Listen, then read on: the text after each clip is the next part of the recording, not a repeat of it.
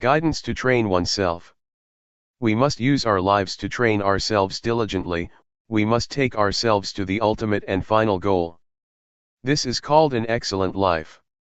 If we don't train ourselves, it is easy to get involved in things.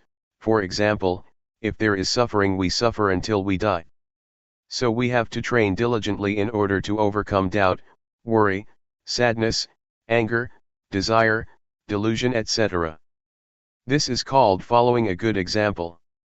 The characteristics of our thoughts are the same, they don't differ much. Whatever one is familiar with, one thinks about that, following our disposition and character. The environment has an influence on our lives. For example, someone is born in a good family but the environment is no good, and it gives that person information that is no good. The result is that that person receives bad information. A bad past leads life to delusion and bad actions. This is a law of nature. There are certain states of mind that we shouldn't surrender to, such as doubt and worry, because we still have a way out. Try to reflect on the examples that good people set. The Buddha, for instance, he is the founder of a religion, the enlightened one, the one who clearly understands the world. We should study his example, so that we will understand why the Buddha, the Dhamma, the Sangha, religion, merit, heaven, and Nibbana, really do exist.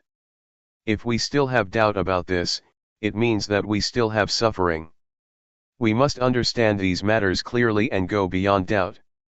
If one still tries to figure these things out, still doubts and worries, one still suffers. These things should be understood clearly and doubt should be done with, because there are teachers that can teach us how to know and see these things. In the past, I heard that Luangpor Teean Jittasubho was a teacher who taught how to clearly understand merit and evil, heaven and hell, and the paths and fruits of practice. Since I had doubts about practice, I went to study with him. When I first set out to practice, I still held on to views and opinions, and didn't accept certain things that Luangpor taught. I would use reasoning to contradict his teachings and consequently like and dislike would arise. These things are hindrances that prevent knowledge and understanding from arising in practice. Therefore, when a teacher gives advice, one should first study and try it out through practice. Luangpor Teean taught me to develop awareness, which I had never come across or seen before. He taught me to have sati, and to be diligent in building up lots of awareness. Awareness, as I had learned it as a child, and at the time that I was studying the Dhamma, meant to recollect. I had trained in awareness with other methods, for example the kind of meditation where one sits with eyes closed and recites a mantra, in order to make the mind peaceful. I used to do it that way. Everybody seemed to be teaching like that, to sit with the back so straight that one starts to sweat and one gets backaches. Some people are very serious and force themselves. That's the way that I used to do it. I trained in this until the mind became peaceful, and happiness arose which was pleasant. When I trained with Luangpor Teean, he taught me to be aware and not to go for peacefulness. He taught not to control thoughts but to just know indifferently, which was certainly a strange way of teaching. Before I could catch the awareness in practicing, there were definitely many things that snared me. Sometimes, I fell back to my old practices, and as soon as I would raise my arms to do the rhythmic meditation, I would go back to being peaceful and stay with happiness, because that was more convenient than diligently knowing. An old man of over 70 practiced together with us. He advised me not to just sit there being peaceful, because that is not useful at all, but rather, to be diligent in building up the quality of knowing, to be aware while making movements. He kept guiding and looking after me. In the end I asked myself, what's the point of being fooled by thoughts? That's just an old habit. Let's train and be diligent in building up the quality of knowing. One has to control oneself by determining that, if I get lost in proliferating thoughts, I will try to be aware by making use of objects to know, such as movements of the hands. As soon as one turns up the hand, one really feels it, one really sees it by oneself. Whenever the hands move, one is aware. When one can catch the feeling of moving more and more often, proliferation gradually diminishes. In this way, I got a foundation and really saw results. Previously, I used to think about the future and the past, but now concoction would stop on seeing thought, and I would stay with the present, stay with the movements. One really knows the movement of turning up the hand, one doesn't have to wait for even a second. One knows again and again, one really knows many times. When there is truly a lot of knowing, one becomes diligent in building up the quality of knowing continuously, just as when one keeps diligently working and gets lots of work done. So, if one really catches the quality of knowing, and one is really diligent in building it up, one gets plenty of knowing. It is useful to have lots of knowing, because whenever one gets lost in thoughts, going all the way into the past or the future, the quality of knowing pulls one back, so that one doesn't easily flow with thought. Whenever one is swept away with proliferating thoughts, one immediately comes back, one is really able to come back. We're able to train and give rise to the quality of knowing in the various postures, for example, while doing walking meditation, or making movements with the arms. Whatever you take hold of, know it. The breathing, know it. Just have only this quality of knowing, and you will have a foundation. Before, I used to stay with the breathing. I would recite a mantra and seek peace, I would force myself to be peaceful. It is useful to practice like that because one gets peaceful and understands what peace is. But when I reached this state of knowing, I understood that the state of being aware and awake is something different from peace altogether. Awareness gives rise to knowing, one doesn't stay with peace. When we blink our eyes, we can know, when we swallow saliva, we can know, moving a finger, we can know, breathing, we can know. Whenever we touch something, we can know. These are examples. Therefore, creating this quality of knowing is a kind of art. It can be created in all postures and movements. All it takes is that one puts forth effort to know what's happening within one's body. It is comparable to having a set of tools that one uses to build up lots and lots of knowing. If one does it in the right way, diligence arises. There is an old saying that says that it is as easy as rolling a boulder downhill. But if one doesn't do it in the right way, it is as hard as rolling a boulder uphill. When one does it right, one gets a foundation and one becomes diligent to practice and build up awareness, without anybody having to tell one tells oneself and creates plenty of knowing. One becomes diligent to know in using one's daily life, always trying to find ways to be aware. Even though at times people or friends cause us to get lost, we make effort to avoid that. We are careful to take the chance, to know for ourselves the things that arouse knowing, nobody has to tell us. It's like working, when we do it right we are diligent and fluent, but if we don't do it right it's like banging our head against a brick wall. We know and see for ourselves what delusion is like and what knowing is like. We know and see what the advantages and disadvantages of knowing and delusion are. And so, we prevent and deal with things automatically. One has the answers oneself and doesn't have to ask anybody. If there is a lot of knowing and one knows for long periods of time, one will see the conditions of the body, because the quality of knowing is the one who watches the movements. However, this doesn't mean that one will see this immediately because sometimes, as the body is moving, instead of just seeing the body, there are things that make us get lost, for example, feelings that arise due to unintentional thoughts, or various moods, either coming from the body or the mind. These things incite us to get lost but we don't. These things are there but now we have seen that they are just feelings. People who have trained in meditation before, will just meet with coarse feelings, and the refined feelings that exist in the body and the thinking mind, they won't see. If we build up the quality of knowing until it is the boss, it will be able to distinguish delusion from knowing, even though delusion, proliferation, was in charge before. We will be able to pass through subtle feelings without having to get involved. It compares with traveling and passing through various villages, we leave this and that town behind us, and pass through without getting involved. But someone who easily loses awareness, is incessantly interested in the thoughts that come up, reasoning in every way, and loses a lot of time by thinking. Like, dislike, and all the rest of it arise. This is someone who is not determined to walk the path.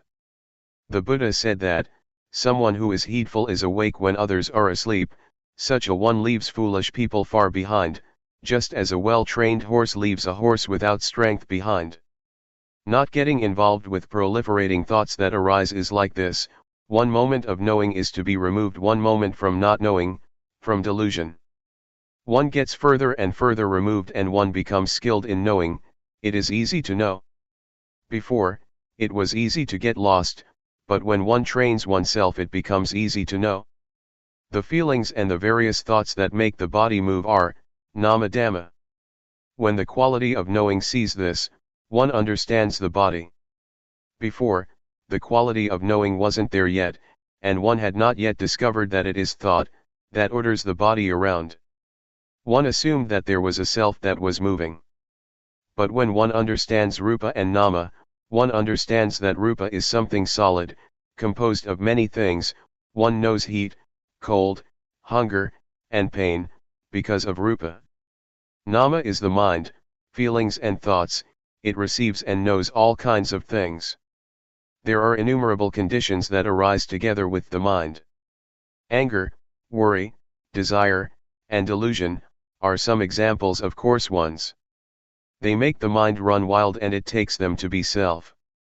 Actually, they are not self, but one doesn't know that they are conditions of mind, and so one acts following them, until those various conditions give rise to a sense of self, of me, being like that.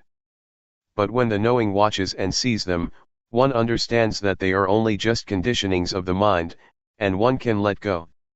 To sum up, the body that is alive is a lump that consists of two things, namely, rupa and nama. At this point one knows how to separate rupa from nama. And so one clearly realizes the relationship between rupa and nama. This may be called the arising of insight knowledge. It is a really clear realization. Reality doesn't deceive. This point can be taken as a universal standard. Teachers cannot deceive disciples, and disciples cannot deceive teachers about it. Whoever comes to this stage, no matter what nationality one has, or language one speaks, one will see like this. Having seen it, there is no more problem, no more doubt. One abandons and puts things down, right there. When we have our eyes open we can see all sorts of things. For example, we see that this is a rock, that is a tree, and that is a snake creeping over there. It's good to see. If we don't see it's dangerous, but when we see, we're safe. But seeing with the eyes can still be deceptive because it is not a realization. Realizations don't deceive, rather, they set one free. There is security in realizations. To see is to make an end of one's burden.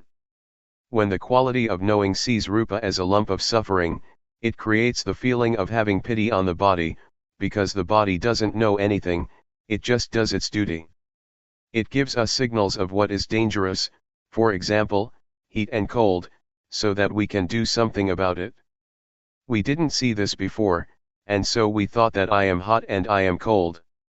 But now we see rupa and so we know how to solve the problem. The body is suffering already as it is just a lump of suffering. One has to breathe, has to swallow saliva, has to blink the eyes, has to stand, has to lie down, has to eat, has to go to the toilet, etc. When we give it more work to do, such as smoking cigarettes, it is a burden for rupa, we make it suffer even more. The mind is the same. When we're angry, we give the body suffering. This is oppression that works from both sides, from the side of the body as well as from the side of the mind. This kind of relationship between the body and the mind is not appropriate at all. When there is the knowing, or the state of watching, peace arises. And rupa and nama relate to each other in the right way. Before, I used to think that I didn't have suffering, because I didn't do anything bad. That was because I didn't know what suffering was. Whoever thinks like this can be taken to be crazy. crazy with self. So, in the past, I didn't understand myself. Likewise, having or being anything, as well believing one's own thinking, is dangerous because one understands that to think like that is good, and one doesn't see that there is any problem to be solved. One assumes that things are like this or like that. One knows through thought, one is through thought, one sees through thought, and one gets and attains through thought, when one is not in contact with the present. When we're faced with facts that contradict what we thought, we don't have a way out of suffering or out of our ideas, constructed in the past. If one knows the suffering of rupa and nama, one will understand that they are really lumps of suffering. Pain and sickness are conditions of the body, this is called the disease of the body. Anger, for example, is a condition of the mind, this is called the disease of the mind. When we don't know this, we cling to all kinds of things and create suffering in the mind, such as love, hatred, anger, desire, and delusion. When we wake up from the disease of body and mind, we see the suffering of rupa and nama. It is as if this quality of knowing opens the door, and we can see through. The knowing is like an eye. Before, we had our eyes closed and didn't see, there was only just getting caught up with all sorts of conditions. But now, the quality of seeing arises because there is knowing. This is called training oneself. This is the way that I have trained myself. It is really the guideline for people. It makes one see the convention of body and mind, for instance fame, possessions, money, children, husband, wife, land, etc.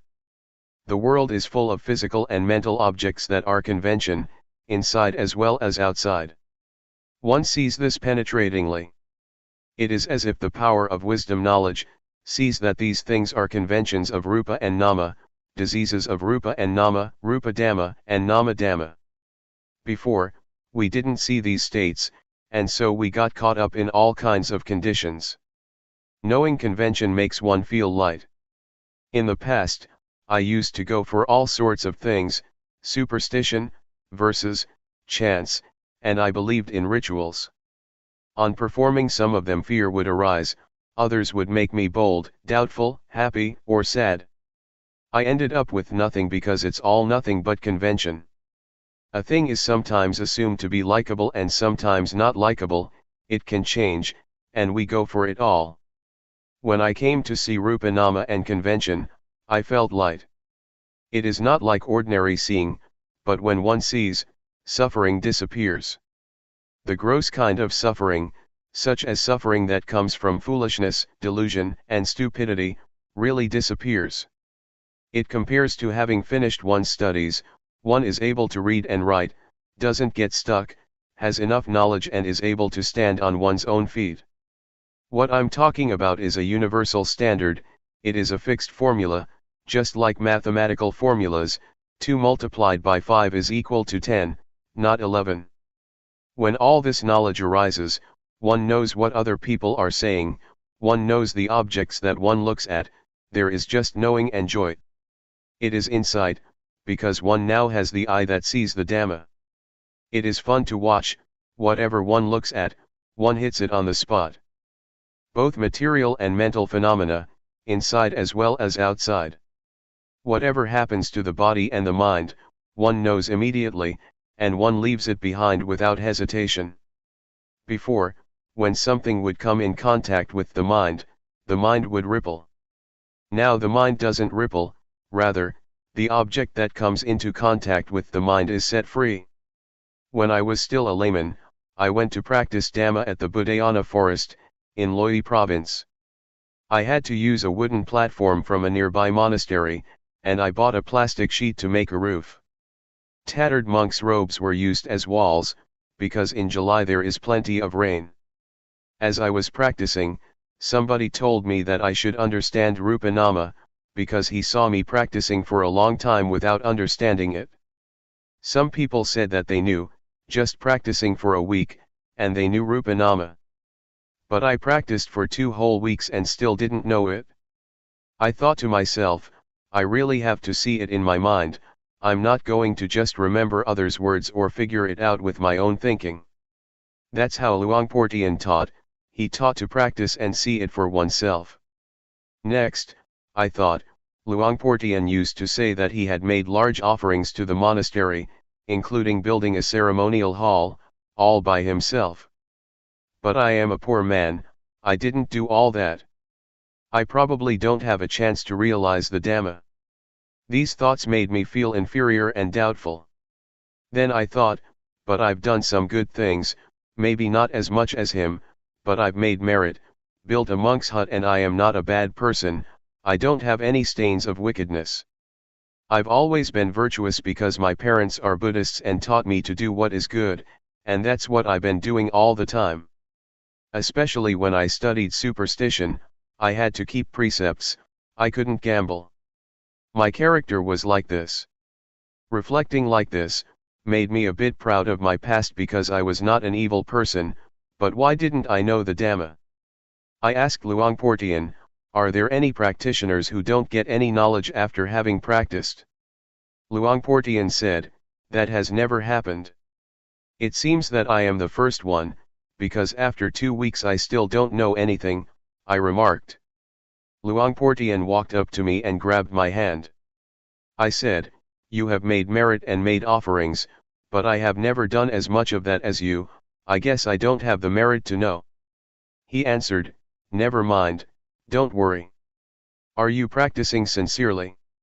I said, I really am, Luangpor.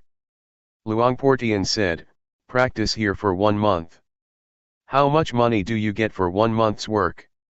I answered, I get 1,000 baht a month. In those days I was a hired hand, making doors and windows for houses. This was building work, skilled labor, and I would get at least 1,000 baht a month. Next he said, if you practice for 1 month and you don't get any knowledge, I will give you 1,000 baht, I really promise you that. But you have to practice sincerely. From then on, I was energized in practicing. Practicing in those days, I would sometimes get lost in criticizing certain monks, thinking that they didn't have the same virtue as me, because I saw them playing and joking. Sometimes, they told me to go and look for bamboo shoots or to climb a tree and collect fruits. I asked myself, is this called practicing Dhamma? It made me think about leaving. But having reprimanded them in my mind, I no longer looked at others. Instead, I only watched and listened to Luangpor Teean. I didn't pay attention to others and create a mess and a burden for myself. So, I made a firm resolution to build up awareness, to build up sati. After practicing Dhamma for less than 20 days, I had an experience and lots of knowledge arose. When practicing in the right way, it becomes as easy as rolling a boulder downhill. But when doing it wrong, it is like rolling it uphill. Doing it in the wrong way is just a burden, there are many things that one doesn't like, and then one goes and thinks about them. One is thinking, reasoning, liking and disliking like a madman, and this makes one not attain the Dhamma. Building up the quality of knowing, or awareness, is not something one can think up, rather, one has to practice in order to know. In the past I had been an occult healer, and had verses and chants. When I built up the quality of knowing, that stuff just dropped off. I didn't do anything about it, I wasn't the slightest bit reluctant to give it up. There was no more foolishness, delusion, attachment to rituals, and playing around with witchcraft and sorcery in my mind, from that moment onwards. I used to think that I was a magician, able to heal the sick. An invulnerability chant has to be recited until one feels that one's body swells up, and becomes so big that it squeezes against the walls, or until one perceives a razor blade as a blade of grass. Then one has reached the end of the recitation. To do this well, one has to recite often. Magic chants depend on recitation, they depend on training in psychic powers. Sometimes I would chase off ghosts, I would cut off their heads with a sword, making a loud sound. I've done that for many people. When I built up the quality of knowing, I stopped doing all that stuff. One day as I was practicing, Luangpor Teean came walking over and asked how I was doing. I answered him without being afraid of anything, I know Rupa Nama now. Luangpor Teean said, if you get understanding from practicing in this way, then do more of it. Try to keep up with thought, watching it. This refers to unintentional or sneaky thoughts. If no thoughts occur, then watch the movements of the body. Whenever thoughts arise, be in time to watch. Luangpor taught me to work with the mind, to watch both the body and the mind with awareness, to watch and see suffering, suffering of Rupa and of Nama, to watch and see physical and mental phenomena, and convention of Rupa and Nama. When proliferation arises, one shouldn't give it priority. One should do one's duty of watching the movements of the body and the thoughts in the mind. One shouldn't give attention to thoughts that come up by themselves. Build up awareness that is in time with the thoughts arising. When one knows the thoughts in time, one doesn't incline to go with the arisen thoughts. So, it is our duty to build up awareness. When one builds up more and more awareness, in the end it suddenly meets up with thought. It is as if one opens the door and collides with thought. At the moment a thought is about to come up, we are lying in wait at the door. As soon as the thought arises, whack, we know it in time. It's like a surprise, and the thought fails to establish itself. This makes one see how wild concoction is, sneak thoughts, and it makes one see the origin of suffering. This is not like ordinary knowledge, it appears in an electrifying flash. I definitely have seen thought clearly. Before, we got carried away with thoughts, sankhara, which are the cause of suffering. We wandered here and there with thought, and we got lost in it. One is not free because of thought.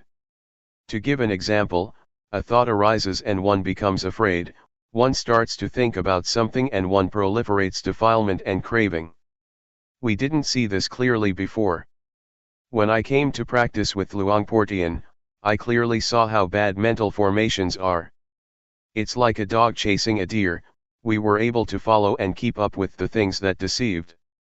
It is comparable to somebody who plays tricks. They have fun in deceiving people, but as soon as we see what they're doing, and we keep up with their tricks, we then know that it is nothing at all. They really can't deceive anyone who realizes what is going on. There are two kinds of thinking, namely, first, unintentional thinking. This is illusion, it makes one get lost, on thinking one is led along the wrong path. Second, intentional thinking, never mind about that, one deliberately thinks about something well, one makes use of thought and having finished thinking, that's the end of it. Intentional thinking is crystal clear, it makes one understand merit, demerit, and the nether realms, one experiences these things clearly. I can 100% guarantee that, by understanding like this, one closes the door to the lower realms. One can be said to be a human being. In the past I was still just a person, because I didn't see convention, I didn't see Rupa Nama. But when I could keep up with thought, I stopped being merely a person. I had more happiness than before, I no longer played about like before, it was as if I had reached the shore, to some extent. If one compares it to a trader, I was a trader in diamonds and got heaps of money. Previously, I was like a trader in kapok or fiber crops. What a mess, what a hassle. And I got only a little money, a little happiness and a little merit. I thought I would get merit from others or from doing this or that, just mind stuff. There is a shift that takes place in the mind on seeing thought. To go and proliferate as before makes one's hair stand on end. To see thought helps one to behave differently than before. I really saw it crystal clear. To suddenly meet up with thought makes an end to coarse behavior. Everything that is unjust disappears. It is like bowling, the pins all tumble over, one after the other. Suffering is comparable to fruits up in a tree. When we shake the tree just a little, the fruits fall down, but not all of them. Foolishness, crude forms of suffering and anger, desire and delusion are affected, but not a lot, they are just shaken up a bit. Being a human being means to be someone with virtue. When there is virtue, there is normality, there is peace. Samadhi refers to the mind that is in order. When there is order, there is no mess and the mind becomes tame. Wisdom means to know all around, to know how to solve things within oneself, to know how to liberate oneself and not to sink down, being caught up with all sorts of conditions, but to be free. This is how I knew, and later I understood other things as well, such as angels. To be an angel is to have a moral mind, not daring to act or think in bad ways. I understood Buddhism, and I understood the three characteristics of all conditioned phenomena, namely, that they are impermanent, without intrinsic value and not self. Seeing Rupa Nama, seeing the conditions of body and mind, and seeing all things as they really are, is like having a magic eye. One sees that all things are impermanent. It is like seeing the place to dispose of the conditions of body and mind, one used to cling to. The mind becomes clean because there is no rubbish lying about in it, there are no smuts of love, regret, anger, suffering, obtaining, losing, winning or failing. This state of mind is called, seeing the three characteristics. Merit is to have an upright mind. Religion exists within us. Evil has to be abandoned at the body, speech, and the mind. If one still thinks, talks and does bad things, to take refuge in the Buddha, Dhamma, and Sangha by reciting a formula, is useless. I didn't know this before. I thought that thinking was something refined, that whatever one thinks, nobody sees it. But in seeing it I know that unintentional thoughts are gross, they are dirty, and because of that I don't dare to think.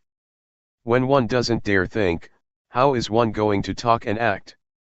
So whatever is bad, I don't dare do it, not even to think it. This is called being an angel because one is established in the morality of angels. The kind of angels that one can really meet and see are the angels that arise in the mind, that is, one is afraid of evil, one doesn't dare to perform what is bad. As for the conventional angels, they refer to kings and important people, who have happiness and ease, without much suffering. On reviewing the previous stages, from seeing Rupa Nama onwards, it appears as if Rupa and Nama encourage us, they don't leave us. The three characteristics don't leave us. They are like a stack of provisions, or reserve players at a sports event. In other words, they are a big army. Seeing the stages all the way through gives us encouragement. One knows, sees, and understands the three characteristics, and it is as if they keep following one continuously. To be an arahant, refers to the mind that is utterly pure. When one enters the stream, that leads to nibbana, the angels come to praise one. It is only human beings that are able to reach the path, fruits of practice and nibbana. Therefore, human beings are considered to be the uppermost beings. It says in the scriptures that being born as a human being is a great gain. In the state of being human, the mind really rises higher. It is not just a matter of having 2 arms, 2 legs, and a head on top of the shoulders. That is still not a sure thing. It might be a spook, a giant or a hungry ghost. But practicing up to this stage, one really is a human being. When one walks to the plane at the airport, there are certain conveniences. On walking to the door just opens up for us, no need to open it yourself. Going up, there is a conveyor that takes one's suitcases, one doesn't need to carry them oneself. A Brahma god doesn't have 4 faces, as some will have it, rather, this refers to the qualities of loving kindness, compassion, sympathetic joy, and equanimity. When I understood like this, it made me think of those who don't know yet. I wanted people to know and see. I thought of this and that person. I thought of my father has died. I thought of my mother. All right. I'm going to teach my mother. I'm going to teach my brothers and sisters. What I've been saying may not be all of it, but if one really studies and practices, one will know many things and doubt will come to an end. It will make one see right and wrong, this is called realization. One will shift from being a person to being a human being with morality. Training and practicing until there is realization, will give one sufficient understanding about angels, about Brahma gods, about virtue, firmness of mind, wisdom, religion, merit, demerit, and Buddhism. One won't have any doubts, even about such matters as visions, ghosts or whatever it may be. The mind will be steadfast, not attached to any ceremonies. Everything comes to a conclusion within oneself, and so one stops searching for teachers. The teaching, by the Buddha, that says to associate with the wise and not to associate with fools, refers to oneself, one's own body and mind, which are wise or foolish. To love one's parents means, not to lead oneself to do bad things and get into trouble. Respecting teachers isn't just a matter of bowing to them, rather, one should revere their goodness. Don't try to find angels outside of yourself, they exist inside us. The Buddha, Dhamma, and the Sangha exist within oneself. A good person is someone who respects him or herself. When one pays respects to a Buddha image, one doesn't bow to the cement, bricks, or stone, that is just convention. Know that to be externally reverential, one should have a noble one inside. That is to say, a moral mind, a supreme mind. There is an old saying, the malicious mind is a ghost, the righteous mind is a noble one. At one time, about 40 or 50 people came to practice with Luangpor Teean, lay people as well as monks. Some people had all sorts of reactions, some people cried. I've never had those kinds of problems. Even when some visions did arise, I'd see and understand it. It is like having eyes, one looks and one sees according to reality. For example, one sees mosquitoes swarming around, one sees a snake coming, one sees thorns, one sees an overgrown path in the forest, or one sees a cleared path. One sees similarly in the mind, one knows what to do, and so there is no more doubt anymore. No more doubt about the teaching of the Buddha and the noble ones, about what convention and ultimate reality is, about visions, about what tranquility meditation and insight meditation is. One has experienced it plainly and there is no wavering. One doesn't go and search anywhere else anymore, one has enough knowledge. Abandoning evil, and doing what is good, is really to be done right here. At our very body and mind. One sees the mind that stealthily thinks. It is full awareness that tells us so, it sums things up for us, that is sufficient knowledge and understanding. Once, I did some teaching together with somebody who taught a different style of meditation. That teacher taught to create an image in the mind. But the group of practitioners who had developed awareness, was aware and didn't think up a mental image, they didn't get attached to a sign. They weren't stuck on all kinds of ceremonies, such as the ceremony to cut off kama, by using cloth, incense, and other things. These types of rituals are finished with, they stopped doing them. They have stopped looking for teachers that teach one to know anything other than awareness, because the real thing is right here. One identifies with the qualities that one puts in one's mind. If you care for your children and love your husband or wife, then don't create suffering for yourself and don't be a bad person. If you are a bad person, you suffer. Your parents are worried, they have problems because of us. Loving one's children and wife is not just a matter of thought, rather, one should behave in a good way, don't be someone who makes trouble. All this depends on oneself, religion is within oneself. When we are good people, how could we do bad things and end up in prison? That there are such things as the law, prisons, police, the army, and weapons, is because there are bad people. If there were no bad people, why would we have to have those things? Why would there be soldiers and policemen? Why would there be prisons? If we behave well, we don't oppress ourselves, and how can we trouble others? May you really see and realize this. Some people with whom I used to practice together with, I don't know what they understood. They practiced as if they knew the Dhamma, but their actions, speech, and demeanor looked off. It compares to going to elementary school and not getting good marks, not being able to read. One is not allowed to go to the next class, one has to stay where one is, because one's actions indicate that there are still things that one doesn't know. This is called, not getting good marks, one doesn't find the way and so can't proceed. If one really finds the way, one doesn't back up. Just seeing the three characteristics is enough to pass the grade. One doesn't get involved in conventional forms, one is able to liberate oneself in a good way. It makes one incline and flow in the direction of being without suffering. One practices continuously. It seemed as if practice was shortened, it was not as difficult as before. Before, it was as if the body moving was one thing, and the mind thinking, another thing. It seemed that the one who saw thought would pull things back and solve the problem. But now, I don't have to solve any problem, only just watching, and everything comes to an end. The state of watching means to watch whenever something arises, just watching and one passes onwards, continuously. So, I came to understand, I came to see that this is the path to overcome suffering, this is the living of the spiritual life.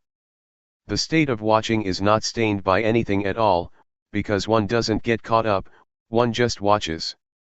And so, one is not involved, one is able to pass onwards all the time through seeing in a pure way. The state of neutrality means that one is not caught up in happiness or suffering. There is just watching, one sees happiness, one sees suffering, one sees knowing, one sees not knowing, one sees peacefulness, whatever happens, one sees all of it. One sees inside and outside oneself, not getting caught up. Even when people abuse, blame, or praise us, we just watch what happens. Whether it's cold, hot, or one is hungry, there is only just watching. This state of watching makes one extremely nimble, it makes one pass onwards. Having reached this point, one has a very high degree of agility. Like a car driving on a deserted road, there is no need to be careful. But when one gets to a road that is not deserted, a road where there are people, one is able to immediately use awareness and wisdom, one doesn't run away from society. Compare it to driving your car in the city, one knows which one the highway is, and which are the minor roads, one knows the red lights and the green lights, one knows the crossroads and one knows what's happening on the right and on the left. This makes for safety, this state of watching doesn't get stuck and no accidents occur. There is such a thing as mental traffic, for example, having thought something, there is concoction until a mood arises. But when awareness and wisdom are there, one passes it conveniently. Similar to a car passing, it's easy. There is no traffic to get stuck in, it's like a highway, freeway, or expressway. It's the same thing with training cows or buffaloes to pull a cart. Some cows that have been well trained, come walking over as soon as one raises the cart up, no need to force them, no need to tie them with ropes, no need to beat or whip them, they are ready to pull the cart home or to the barn. They are able to avoid stumps all by themselves and they know where to turn right or left. The state of watching sees. When one sees often, one becomes more and more experienced until one is a champion. Compare it to a sportsman or woman, who has played until he or she is skilled at what they do. Or an artist who has performed many times. A professional worker has to be skilled likewise, they must be able to use their tools to create a beautiful and artistic house. Developing awareness is the same, if one trains and practices a lot, one becomes so skilled that awareness turns into Mahasathi, full and automatic awareness. Talking in terms of power, Sathi has lots of power. It is similar to flooding water, that is able to sweep along the rubbish from the banks of a river or stream. The power of wisdom knowledge is the same, when there is lots of power, one doesn't have to make effort. It's comparable to a tractor, it clears the land completely. Wisdom knowledge is like that. For this reason, the things that are dirty, the things that are corruptions of the mind, that are stuck in one's character, until the attachment to them as being me, is as hard as a diamond, become as soft and gentle as silk, because purity of mind has arisen. The three fetters of 1. Self-view, 2. Doubt, and 3. Attachment to precepts and practices, are not just things in the scriptures, they exist in all of us. The 84,000 teachings in the Tripitaka, ancient Buddhist scriptures, exist in us, here. They are to be found in this fathom-long living body. The nature of our actions depends on our minds. One may be a spook, a giant, a devil, a hungry ghost, a human being, a person, an angel, or whatever. It all depends on our very minds. The state of watching and seeing doesn't get caught up, there is just watching and seeing continuously. In the end, self-view diminishes, that is to say, the ego diminishes. The state of watching continuously is the state of normality, therefore, virtue arises within one. It helps to destroy anger, desire, and delusion, which presently exist in us. Actually, those are the gross defilements, they are still there, but not fully, not 100%. A worldly person has 100% anger and gladness. When awareness has been developed, gladness and sadness gradually diminish. This indicates the quality of awareness. We both have moods of liking and disliking, wanting and not wanting. The state that clearly sees those moods indicates whether one is a noble one of low or high caliber. One can measure it with this. One shouldn't measure it by external forms or characteristics, such as whether one is ordained, how long one has been ordained, whether one is famous and has a title, which means in the world being this or that. That's not it. Rather, it's a matter of how level the mind is, how much does it go up and down. Is there much variation? If one still goes overboard with laughter when one is glad, it means that one has 100% gladness. This is called still being a worldly person. The state of seeing is like this. It doesn't get caught up in anything, but it is neutral, it is normal, and therefore, it is real virtue. To determine to observe precepts is external virtue, one looks after it, in order to live together in society, which is a good thing. As for the real training in virtue, it is the kind of virtue that melts and digests the defilements, so that the mind doesn't go up and down, because one sees them and so they can't remain. Doubt and attachment to rituals are abandoned, because one understands that everything is dependent on our actions, it is not an external matter. This state of watching, seeing, and not being caught up, is a formula, it is a guide in living one's life. It gives us this guidance, one doesn't have to recite or remember anything. The quality of buddho doesn't arise from reciting the word. Buddho means to know, to be awake and to have a joyful mind. In whoever the state of knowing, being awake and joy arises, that person has buddho in his or her mind. And it will protect and look after us, so that we don't fall into harmful states of mind. Just as the saying goes, the Dhamma will inevitably take care that a practitioner does not to fall into bad states. The Dhamma yields results, if one really knows and sees the way that should be known and seen. The more one studies, the more one sees clearly. Confidence will arise as well as deep devotion to the Buddha, the Dhamma, and the Noble Sangha. The state of realization and clear knowing is Vipassana, insight. So, insight is not about seeing colors and lights, heaven and hell, externally. Heaven and hell exist in our very minds. One shouldn't pray to angels, to come and help one in this and that way, that is appropriate for someone without a refuge, who hopes to find an external refuge in an illusory way. Being an angel means that one's mind has a sense of shame of wrongdoing. If everybody were to have this quality, there would be no need for prisons in our country, because everyone would protect themselves and no one would create suffering for others. So, seeing clearly in this way makes one abandon self-view, doubt and attachment to rites and rituals. It means that one turns around and solves problems within oneself. This state of watching makes one pay respects to the qualities of the Buddha, rather than to a golden image. It makes one pay respects to the characteristics of the Dhamma, rather than to books, and it makes one pay respects to the virtuous qualities of the Noble Sangha, rather than to robes and a shaven head. The meaning of the word monk, is an excellent person, someone with a good heart, that is to say he or she doesn't get angry, doesn't desire and doesn't get deluded. The kind of thoughts that say, he insulted me, I won't give in, don't exist in someone like that. There is just letting go, and understanding arises, clear seeing, until there is no anger. Getting and losing, happiness and suffering, praise and blame, are ordinary things in the world. Nobody can be their owner. And it is the same with sights, sound, smell, taste, bodily sensations and mental phenomena. They are things of the world, they belong to the world, they are not ours. Even sight, sound, smell, and taste have a worldly flavor to them. People don't know or understand it like this, and so they always have a sense of lacking something. For example, one is a slave of desire. The state of watching and seeing makes one feel satisfied, there is a sense of enough, there is no lack of anything, no shortage, and how are we going to suffer? Therefore, when there are virtuous qualities in all of us, we don't get deluded, we abandon evil, do what is right, and our minds are pure. The state of watching helps to cut down on things, and it makes us understand.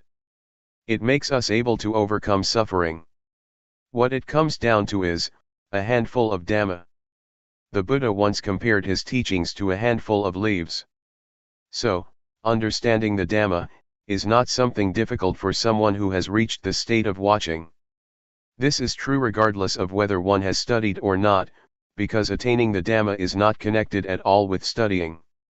Rather, it is a matter of training oneself to let go of what is bad, to do what is good, and to purify the mind. That is what Dhamma is. Awareness, or the perfection of awareness, is not to be found in books or scriptures, it exists inside us. Don't be afraid of the ghosts outside, the ghosts are in your mind.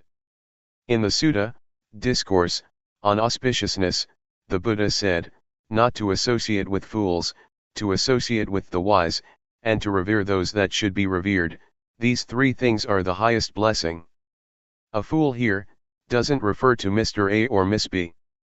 Gamblers, flirters, people who go to bars and nightclubs, people who drink, etc., are called external fools.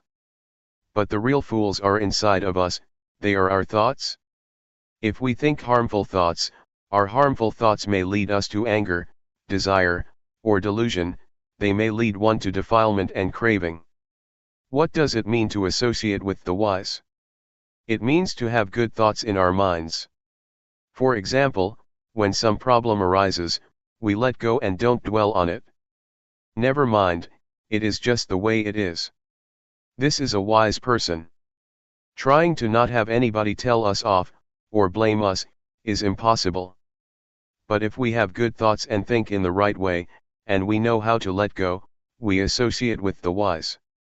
It doesn't mean to get attached to this teacher or that monk, or getting deluded to the physical form of the Buddha, as was the case with the monk Vakali, who kept following and staring at the Buddha. The Buddha saw that this monk was getting lost, and so he taught him that, whoever sees the Dhamma, sees me. The monk Vakali then determined to practice the Dhamma, and finally, he realized the Dhamma. This is the way that I see and understand this matter of not associating with fools and associating with the wise. One should see it broadly, in all its aspects. It is comparable to light that radiates outwards, that way one knows completely and all around. It is not a matter of sitting with eyes closed and knowing, but one knows at the time one's eyes are open. Wherever one goes, one knows as one is living one's life as usual, being aware at the same time. The Buddha said that, whoever is aware continuously is like someone who lives in comfort at home with one's parents. There is warmth, kindness, and one is safe. What I'm saying comes from my own experience in training myself. It may not be elaborated in detail, but when you really determine to practice, you will have your own experience. You will know the taste of it yourself, and learn plenty of lessons. We must experience and see things for ourselves, we must let go ourselves, we must be liberated ourselves. Once we have a foundation, we will find the path. This is a law of nature. The state of watching, the state of knowing or awareness, compares to being at home with our father and mother. Of course then we are safe, we're free from all possible dangers because our parents protect us. This befits the saying, Sati and Sampajanya are things that are of great assistance. Sati is recollection, or mindfulness, and sampajanya is realization or full awareness.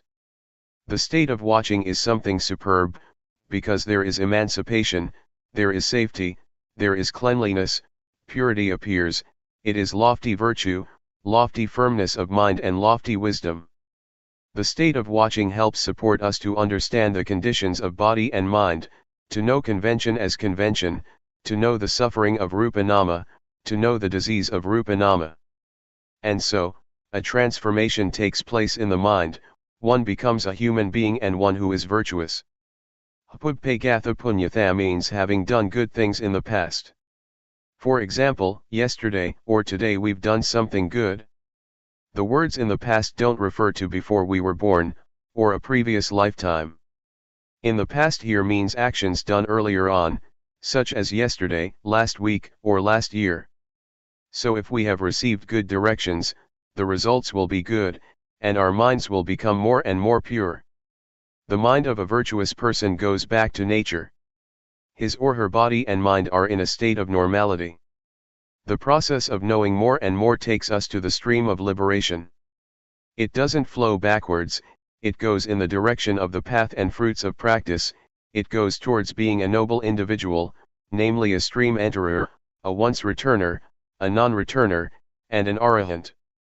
The state of knowing is like a warrior who is backed up with support, and so keeps enlarging his territory until he is in charge and has power. Therefore, wild behavior can't remain, the army of the Dhamma is there. It is like a warrior who is victorious, there is awareness. The state of watching and seeing is the victory of the warrior. One practices right at this point. Nothing can obstruct, there are no enemies that can resist, and so one is fluent. The state of watching makes the cankers of sensuality, being and not knowing, unable to remain. These cankers are refined defilements that ferment in the subconscious, until they become habitual. The state of watching stops the enemies, or if they don't stop, they'll dry up. It is like custard apples, some stay on the tree, all shriveled up. The enemies, defilements, surrender and don't fight anymore. The quality of knowing makes us watch concoctions in a dignified way, one is not a servant of thoughts anymore, as one was before. When proliferation starts to come up, begins to stir, the thoughts will stop when the quality of knowing sees it. It will just give up completely. When there is realization, there is nothing that can deceive. Wherever there is suffering, one is able to dig it all up. It's similar to water and oil, even a little bit of oil will always float on top of water. The Dhamma is the same, it is always on top of what is not Dhamma. This is a law of nature. Suffering, again, is the same, it cannot be on top of non-suffering. One could compare suffering with water and non-suffering with oil. I'm just comparing all the time, but when you really practice you will see clearly and have realization for yourself. There won't be any suffering and you won't think about suffering, because you regard it as unclean. Just like someone who has clean clothes on, how can they let dirty things soil it? In case something soiled it, they would brush it off immediately. It is as if in the past we were dirty. That's why we let anger and suffering stay with us for days on end, we had never met the intrinsic purity and cleanness of the mind. But when we discover the cleanness and purity of the mind, we no longer allow dirty things to be there. The suffering of clinging to the ego is a refined kind of dirtiness. Originally we didn't know that, but as soon as we really know that this is dirty, we pass through and overcome it. In this way, we're able to erase the ego and make it fade out.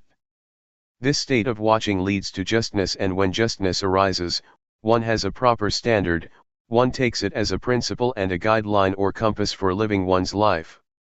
The state of watching and seeing makes us cross over the cankers of sensuality, being and ignorance, or whatever states are the cause for wanting to be and have, the mind is liberated continuously. In the scriptures it is mentioned that, a stream enterer and once returner, first and second stages of enlightenment, are people who still get reborn, that is to say, after death they are reborn in order to strive to be an arahant, fully enlightened one, in the future. But I understand the word rebirth to mean thought, interest or whatever causes interest. When one has overcome that, one doesn't go back and think about things many times. For example, the eye sees a form or the ear hears a sound. As soon as one perceives it in one way or another, one reaffirms it, and thinks about it again and again until, for example, craving and lust arise. For a non-returner there is only one life, this one, which refers to thoughts that sneak in just once, and they won't go back to think about old stuff. They have realization and power, having thought once, it fades, they don't return to it, and so there is no rebirth. The word birth doesn't mean being born from mother's womb, that kind of birth happens only once, everybody knows that. But being born here, is the birth and death of Namarupa, in other words, the endless arising and passing away of the feeling of self. The Buddha said, "Before I attained insight knowledge, I wandered around through samsara, the round of transmigration, for countless lifetimes. I searched for the house builder, that is to say, craving, the thing that creates being. Being born is suffering each time." The words countless lifetimes stand for the arising and passing away of Namarupa. The collected birth stories of the Bodhisattva, a being striving for Buddhahood, refer to this. It doesn't mean that the Buddha was born as a rabbit or whatever in previous lifetimes, but there is nothing wrong with that explanation. The birth of a non-returner is a thought arising, which they immediately leave behind and annuls, so that nothing remains. It doesn't have value for him or her, and no karma is created. Such a one is not a servant of thought, they are free. They relate to things as being me or mine, only very little. Those things drop off. We discover and see these things without anybody telling us. It is the quality of knowing that tells us. It informs us of what is right and what is wrong, all by itself. One really sees clearly. The four jhana, meditative absorptions, have various factors. The first jhana, for example, has 5 factors. Jhana are hard to understand, one has to see them for oneself. One is capable of generating them, they make one get stuck because of their attraction, they give one a sense of happiness which is called worldly happiness. But the happiness that is beyond the world is without allurement. When the state of seeing arises, the mind becomes more and more liberated, and it leads to ultimate purity. A change takes place, namely, one is released from all kama. The words me, and to see, are separated from each other. There used to be always me, deep down there was still a self in the mind, but after practicing fully they become separated, and can't be connected again. It is as if form, feeling, perception, volition, and consciousness drop off and shatter like a bottle or a glass, they become unusable. At this stage of practice it is necessary to have a teacher. Let me tell you some of my experiences about this level of practice. That day after the midday meal, I didn't get up from my seat. I kept sitting until all the other practitioners had got up. Luangpor Teean saw me sitting and asked me, "What's up?" I told him what results had come in my practice. He said, "You're a fool. When those things drop off and are separated, why don't you come back to awareness?"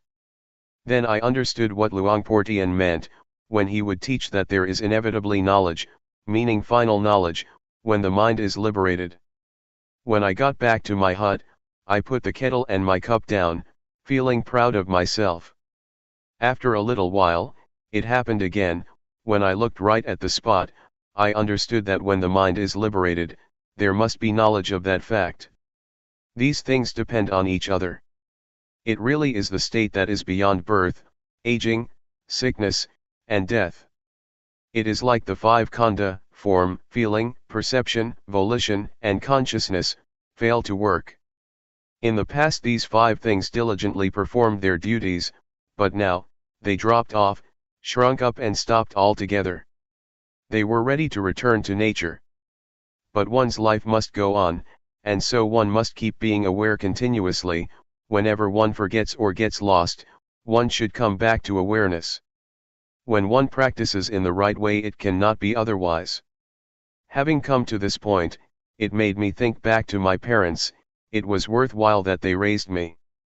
Their son was born in order to reach this final goal.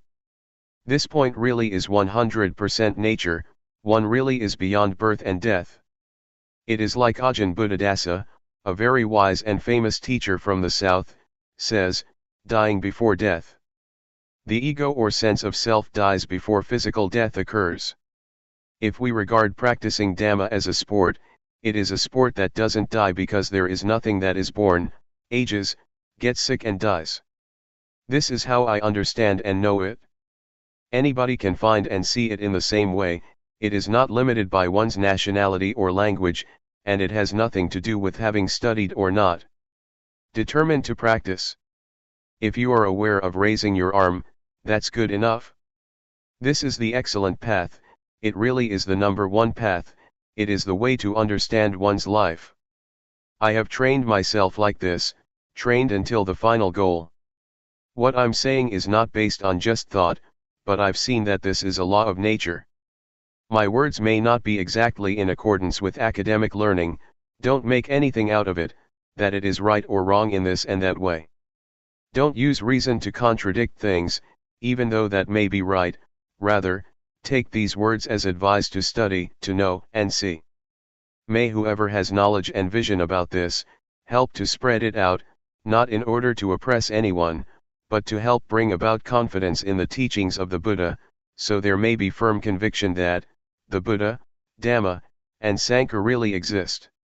A sincere practitioner will get results, he or she will really know and see, and will really get rid of suffering in this lifetime. It is the genuine norm of life, it is the essence of friendship. Nothing changes, there is just straightness.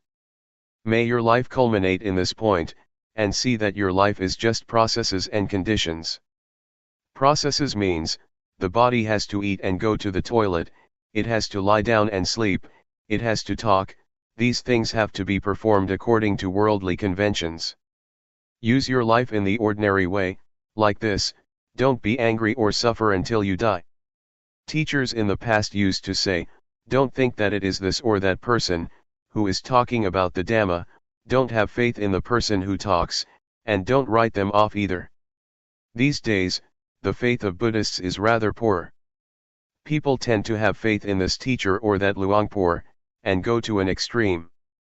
But as soon as something happens to shake their confidence, they are heartbroken and disappointed. This is not right. We should have confidence in the Dhamma, we should use the Dhamma to develop the quality of our lives. Don't be attached to my teacher and my Luangpor, because that kind of faith doesn't lead to progress, rather, it is faith that makes one shrink back. When you understand like this, experiment with practice and take your actions as the criterion. When you do that and you see results, there will be confidence. It is not that one has faith because someone says the right things, faith because of someone's character, disposition, and demeanor. This kind of faith is dangerous, because it is not the confidence as was taught by the Buddha. At one time, after the Buddha had expounded the Dhamma, he asked Sariputta, the monk who was his chief disciple, do you believe what I'm saying? Venerable Sariputta replied, no, I don't. The monks who were sitting there all criticized Venerable Sariputta, saying, he doesn't even believe the Buddha, and they protested in the midst of the meeting. Next, the Buddha asked Venerable Sariputta, how do you see things? Venerable Sariputta respectfully addressed the Buddha, saying, I do not believe the Master, because what you have elucidated I know, see, and have realized already. Therefore I do not have any doubt on this matter, and there is no need to believe anybody anymore. Then, the Buddha spoke to the monks. Take Venerable Sariputta as your example. And so, one should experiment and practice with teachings, until one is Dhamma. If one still has anger and suffering, it means one is unable to solve the problem. Anger and suffering are not selves, but it is us who get lost. If we didn't get deluded, there would be no anger and no suffering. Only two things exist in our lives, namely, knowing and delusion. Do we spend more time with knowing or with delusion? We have to reflect on this for ourselves. If we still stay with delusion, we'll have to experience suffering and anger, for example, that's only natural. If we stay with the quality of knowing, we won't have anger or suffering. How can we stay with knowing? I have a method for all of you to try out, study and practice with. I'm not just telling you stories. I'm able to arrange a place and food for you, you don't have to pay for anything. This is because there are people with faith, who have offered money for food, for people who are interested to come and practice. In 1 year, as much as $1, in 1 month about $100. To lead retreats is my job, which I do fully, as skillfully as I can. I will be there as your friend. This age is the golden age. The Buddha, the Dhamma, the Noble Sangha, the paths, the fruits of practice, and Nibbana, really exist. You can experience them in your life. If you are aware, it means that you have the sprout of enlightenment. The Buddha is not separate from awareness, this is the sprout of enlightenment, that will grow up later on. May all of you be assured that you really are able to discover the truth in your life. To sum up, training oneself means to train in developing awareness. Awareness is the standard. It has the highest effectiveness, up to the point that one is able to reach the state of being the watcher. Awareness makes the mind pure, it is the path, it is the whole of the practice. Someone who is aware has achieved being the watcher in the right way. As it says in the scriptures, the final instructions of the Buddha. As long as bhikkhus live in the right way, the world will not be void of arahants. Don't think of this matter as being very difficult for you, because you're able to do it. You're able to be it. When one lives in the right way, one doesn't get caught up following one's proliferating thoughts. Instead there is neutrality, no gladness and no sadness. The state of watching takes one to this point, the point where there is no happiness and no suffering, no love and no hate, no like and no dislike. On reaching this state, one is beyond the world, it is called Lokuttara. As for the word Lokiya, in or of the world, it means that one has a sense of self because of one's concoction, there is like and dislike, one goes for happiness and suffering, and one takes on gladness and sadness. If one practices in the right way, the mind will settle by itself. Living in the right way doesn't mean that one has to stay in a forest, but if one has continuous awareness, it is called living in the right way. It is not necessary to go off to the forest, to sit with eyes closed and walk in a very concentrated way, that's not it. It's just a matter of being determined and attentive, of making sati sampajanya constant. There is no need to implore somebody else to come and help one. One practices by oneself, one is aware oneself, one reminds oneself, one solves problems oneself, and one will live without suffering. To give you all a blessing, I would like to say, may you know anger for the last time, may you know suffering for the last time.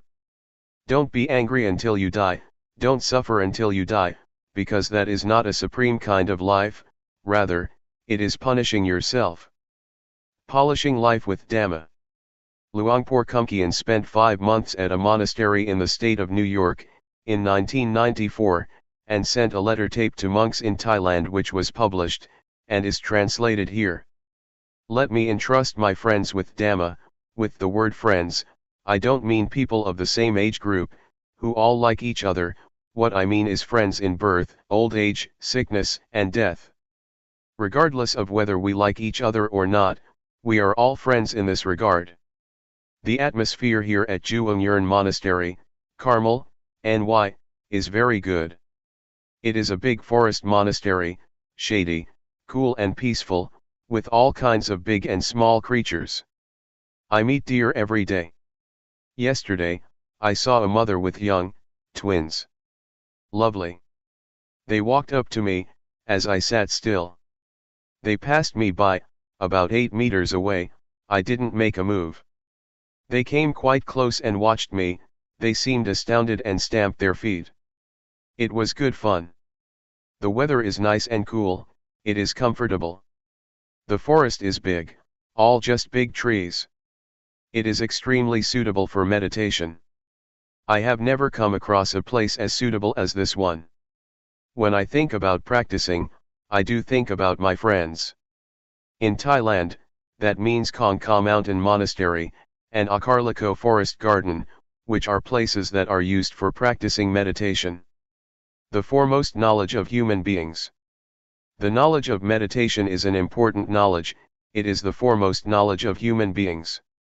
If we human beings don't study about meditation, our life does not have value and there will be problems throughout our lives.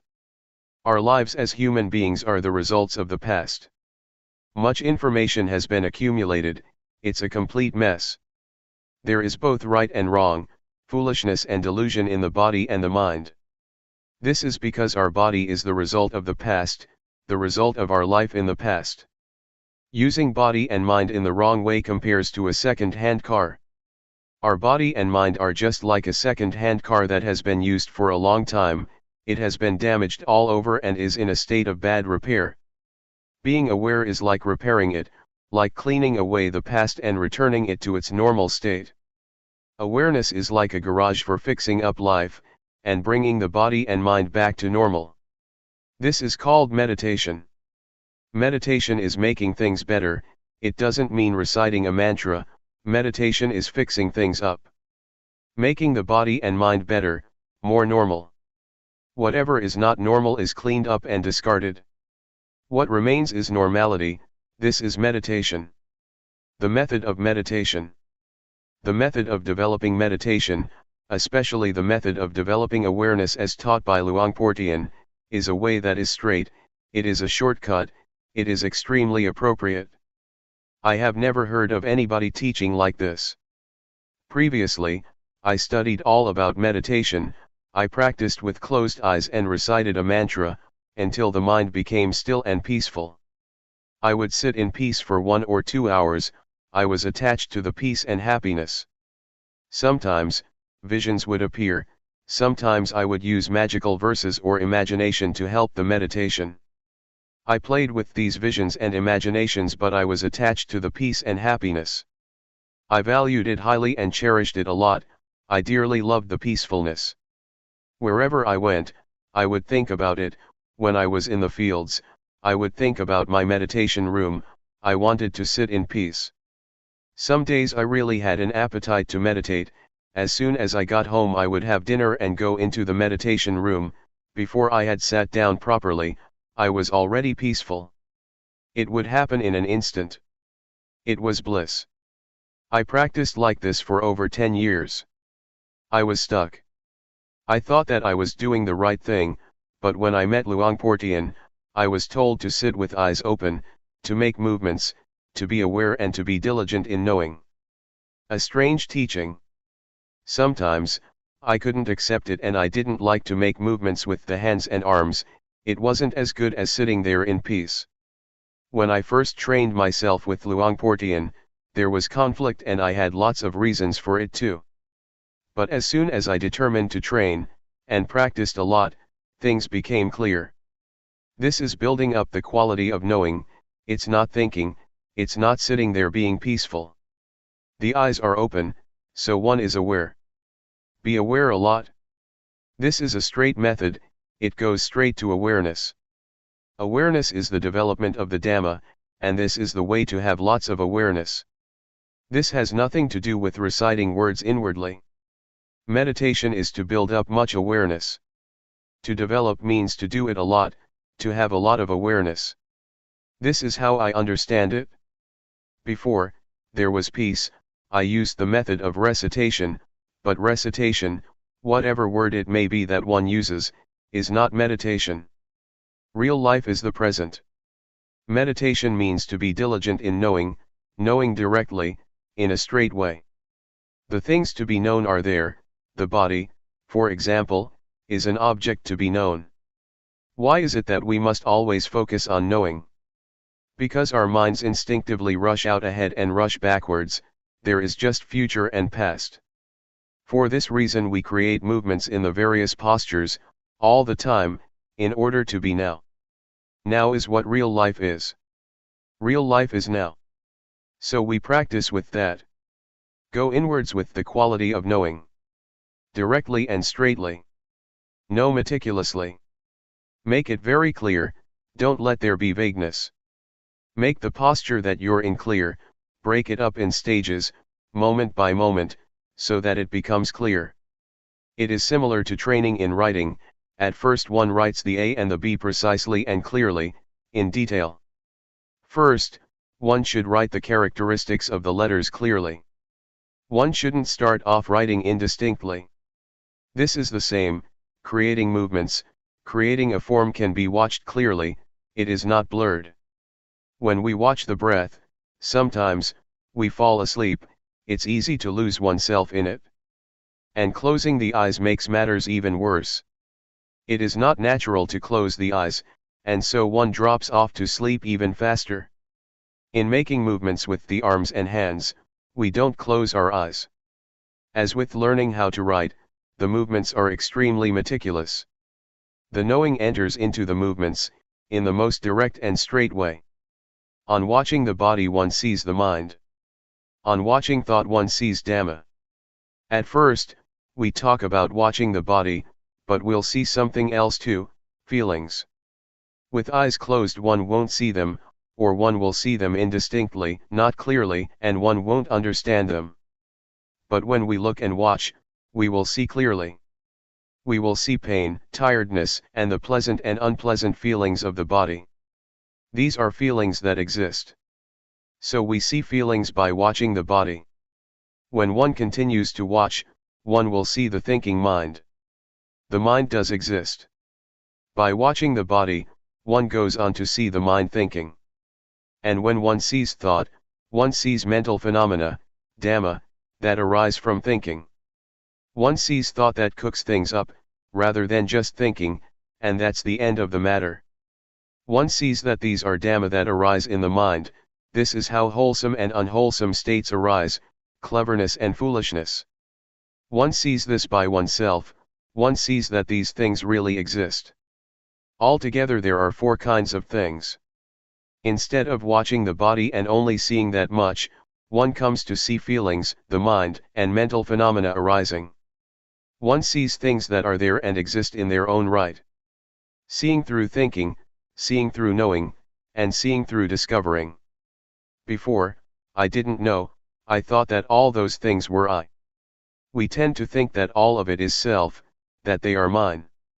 And so, one gets involved, one gets stuck, one is deluded and one relates to things in the wrong way. All of it is I. But as soon as one really sees it, one sees that these things are nature, they are things that exist in nature. As soon as one sees that, one puts things down, right there. In this way, things just pass by. It is as if it is no longer one's business anymore, to get involved in it. One sees reality, things that really exist. Feelings really exist, they have their own ways. The mind that thinks is one thing, that which knows and sees is another thing. Whatever arises in the mind, that is a pair with the mind, whatever phenomena, wholesome or unwholesome, those things do exist, and one sees them, one discovers and sees, one suddenly meets them. Having discovered them, one passes them now. We can say what they are, that they are this and that, and we can pass on. We watch with awareness, we watch continuously, we watch the body continuously, we are aware of the body incessantly. When we watch, we see. Sometimes, we watch the body and we see thought. The movements are one thing, thoughts going out, are another thing, and awareness is still another thing. When one looks, that's the way it is. It is comparable to there being 3 separate things, 1, awareness, 2, the movements, 3, thoughts going out. When one watches a lot, one sees, one's vision becomes sharp. The state of watching develops and grows, it knows and it sees. It is quick, swift, it keeps up with things. This kind of eye knows in time, it knows in time what's happening. One keeps watching, and the awareness that is abreast of things suddenly makes a discovery. It is seeing through discovering, not seeing through thinking or seeing through knowing. Seeing through knowing and seeing through discovering is different. Seeing through thinking is far apart, seeing through knowing comes a bit closer, but seeing through discovering meets things in an immediate way. The posture of sitting and the movements we make, are solid objects, they are rupa, rupa dhamma, physical phenomena. What orders the body to get up, sit down, walk and move, are nama dhamma, mental phenomena. In other words, it is the mind that knows things. In actuality, these things are nothing other than just the body and the mind. Body-mind, rupa-nama. The words body and mind are limited, but the words rupa-nama are terms that indicate mastery. There is mastery just as with learning how to write. At first, one just knows how to write the A, the B, and so on, but when one continues to study, one becomes proficient, one can put the letters together and words are formed, it becomes language that can be used. This is the same, one sees rupa dhamma and nama dhamma. There is just this much. The body, from the top of the head to the soles of the feet, is a lump. As for nama, it can't be touched but it has power, it orders the body around to do this and that. It is the boss, the body is the servant. This is an old saying, in Thailand, that we all know, but we don't see it through discovering. When we do see it, having discovered it for ourselves, the truth is revealed, nama dhamma are the boss, they are in charge and tell rupa what to do. We see this now. The dhamma, in Thai pronounced in the same way as the word tum, which means to do, refers to nature that exists by itself. It is as it is. As for the word tum, rupa and nama, they act, they do good and evil, it is because of this body and mind. If the mind thinks in good ways, there will be good actions, if it thinks bad things, it will do those things, it will link up with rupa. If the mind thinks bad thoughts, the body becomes bad as well, and it turns into evil. If the mind thinks good things, it will order the body to do good things. The result is wholesome and meritorious. One sees now that the cause, the principle, the foundation, is to be found here. Good and bad actions are rooted here. One sees that it is like this. One becomes clever and skilled in this way. It is as if one is told something, as if something is revealed, it is as if something opens up, and one can look inside. The nature of people's lives is like this, it is right here. Life is just this much. Whoever it may be, men, women, whatever nationality, life is just body and mind, or rupa and nama. Doing good and doing evil comes from this point. Rupa dhamma, changing conditions. This much is still not enough, one will still see more deeply. One sees that rupa dhamma are nature, the nature of rupa is to be formed as a solid lump, according to nature. There are changing conditions in rupa, such as heat, cold, pain, and tiredness. Before, we used to regard these things as feelings, but now, we see sharper than that. Now, we don't just see them as feelings, we see them as changing conditions. There are plenty of conditions of the body, hunger is one of them. They are conditions, changing conditions of rupa. If there are no conditions of rupa, then those things cannot remain. Nothing will be left of them. Both heat and cold, for example, are signs that indicate dangers for the body, so that the problem will be solved. It must protect itself, this happens by itself. When rupa and nama interact, sometimes there is something wrong, and nature tells of the dangers. When it is hot, one goes in the shade, when it is cold, one gets a blanket or makes a fire, when hunger arises, one finds something to eat. But sometimes there is hunger and it is not just hunger, something, which is a matter of rupa, turns into suffering, a condition of rupa becomes suffering, and it turns into a personal matter, I am hungry. Nama dhamma, changing conditions. Nama is the same, it is the mind, which is a part of nature. The nature of nama is the nature of the mind, it is like that. But there are certainly a lot of conditions of mind, thoughts etc. They are called cetasika, things that arise with the mind. The mind itself isn't anything, but it thinks this way and that, it knows this and that. Sometimes things arise because of thought. Defilement, craving, lust, anger, desire, delusion, happiness, suffering, like, and dislike, which are conditions of mind, arise through concoction. They are conditions of nama that exist, these things are related, they are connected. Before, we thought that all those things were self, anger is me, happiness is me, suffering is me. But in reality they are changing conditions of nama. As soon as we see this, we have a foundation, we have a base, and there is normality. Before, those things were problems, our bodies and minds were the results of problems, of misunderstanding. As soon as one understands, the state of normality arises. The beginning of wisdom. One sees the stream of Dhamma, of normality, there is realization, there is wisdom. To know like this, is a level of wisdom. It is like turning up something that was overturned, or opening something that was closed. One really sees Rupa Dhamma and Nama Dhamma clearly. This wisdom spurs us on to watch and see all the time, this stream of wisdom informs us. It is comparable to going to the airport, when one goes to the plane, everywhere doors open automatically, and the footpaths are convenient. The stairs roll up or down, no need to do anything, it is comfortable. Going to the toilet, the water starts to flow as soon as one sticks out one's hands in the sink. It is convenient. This kind of wisdom is similar, it urges one on to watch and see, and it becomes easy and convenient in line with the amount of wisdom one has. Just watching the body makes one see. The eyes are sharp, they have been developed. Just like an artist, one watches something and that's the end of it, finished. One sees right and wrong straight away. Sometimes, even before one sees it, it has ended already.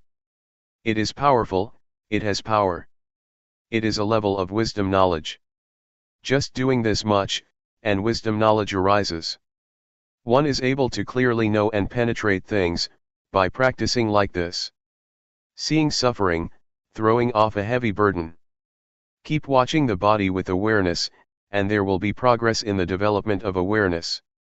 Awareness will see the suffering of Rupa and Nama. Rupa is a lump of suffering, one must breathe, one must swallow saliva, one must lie down and sleep, one must get hot and cold, one must eat, and one must go to the toilet. This really is suffering of Rupa, it is a lump of suffering. One awakens to suffering and has pity on Rupa. Before, I was addicted to cigarettes, wherever I went, I carried cigarettes with me, I always had a cigarette in my mouth.